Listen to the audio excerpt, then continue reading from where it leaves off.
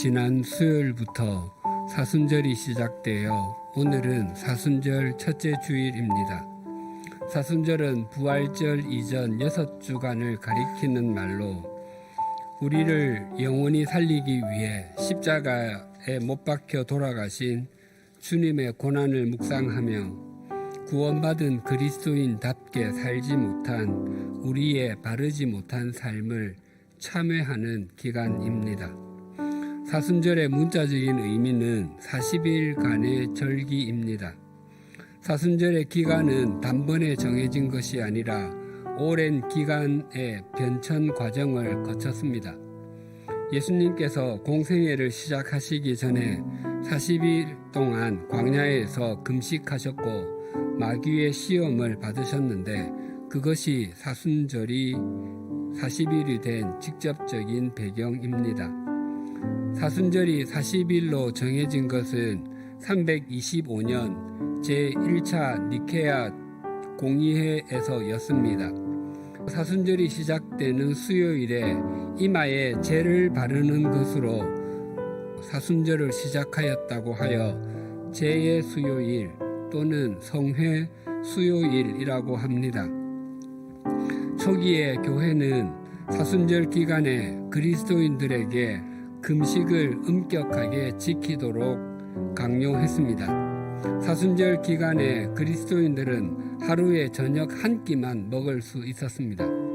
그것도 초기에는 고기, 우유, 달걀, 생선, 기름은 아예 먹을 수가 없었기에 빈약하기 짝이 없는 식사였습니다. 그런 보잘것없는 식사를 하루에 한 번만 먹는 날이 40일이나 지속되는 것은 그리스도인들에게 큰 고통이었습니다. 그것도 평생에 한두 번도 아니고 매년 40일, 1년에 10분의 1 이상을 그렇게 해야 하는 것은 쉬운 일이 아니었습니다. 스스로 인간의 최대 욕구 중에 하나인 식욕을 억제하면서 주님의 고난에 동참하고 참회의 날을 가진 후에 부활절을 맞는다고 하는 것은 영적으로 굉장히 유익한 일입니다. 그러나 강요된 사순절 금식은 그 의미와 정신은 사라지고 그리스도인에게 심한 눌림과 부담이 되었습니다. 그래서 사람들에게 사순절이 시작되기 3일에서 7일 전의 행사인 카니발이 주목받게 시작했습니다. 카니발은 고기를 뜻하는 까르네와 안녕, 빠이를 뜻하는 발레가 합쳐진 말 고기여 안녕에서 왔다고 합니다. 또한 카니발을 사육제, 고기를 감사하는 축제라고도 합니다. 사순절이 시작되면 고기도 먹지 못하는 부실한 식사와 금식을 하며 참회의 시간을 가져야 하는데 그 전에 며칠 동안 방탕하게 욕망을 즐기며 육체를 위한 시간을 갖고자 축제를 연 것이 카니발, 사육제입니다. 특히 사순절이 시작되는 제 수요일 하루 전, 즉 카니발의 마지막 날을 기름진 화요일이라는 의미로 마르디 그라라고 합니다. 그런데 사람들이 그렇게 바르지 못한 길로 갈 때 교회는 금식의 의미와 정신을 바르게 일깨워 주기보다 그런 광란의 축제를 하고서라도 사순절 동안 금식과 금욕을 하는 전통을 고수하기 위해 그 축제를 인정해 주었습니다. 그래서 이후 유럽과 남미의 가톨릭 국가에서는 욕망과 쾌락의 카니발 후에 절제와 참회의 사순절 금식이 시작되는 진풍경이 벌어지게 되었습니다. 욕망과 쾌락을 즐긴 후에 절제와 참회의 금식이 영적으로 유익을 줄 수 있겠습니까? 사순절 직전에 카니발의 전통은 오늘날까지 이어지고 있습니다.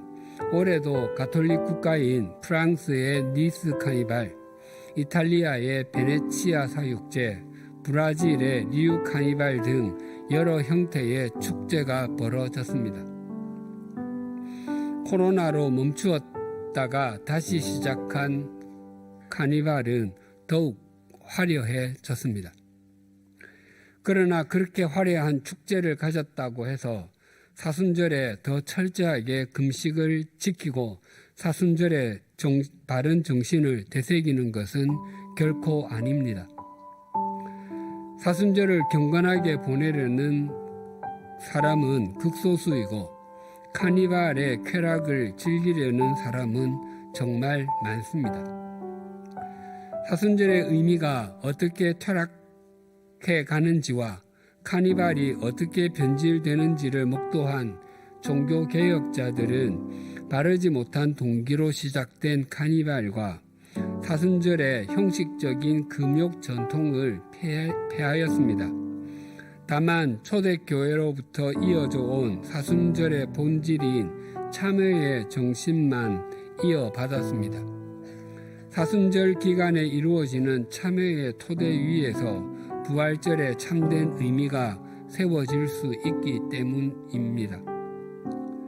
그렇다면 그리스도인인 우리는 사순절 직전에 육체의 욕망을 탐닉하는 광란의 카니발을 버리지 않기에 사순절의 의미를 잘 되새기고 있는 것입니까? 또한 사순절 동안 형식적이고 맹목적인 금욕과 금식을 하지 않기에 사순절의 정신을 잘 이어가고 있는 것입니까? 만약 사순절이 우리에게 아무런 의미를 주지 못한다면 그리스도의 고난과 부활이 우리에게 아무런 의미를 주지 못한다는 것과 다르지 않습니다. 예수 그리스도께서 우리를 구원하기 위하여 사람으로 이 땅에 오시는 낮아짐을 수용하시고 십자가에서 못이 박혀 죽어 주심으로 우리의 죄값이 치러지고 예수 그리스도께서 부활하심으로 우리에게 영원한 생명이 주어졌다는 것을 중심으로 믿는다면 우리는 참회를 통해서 부활절을 준비하는 것이 마땅합니다.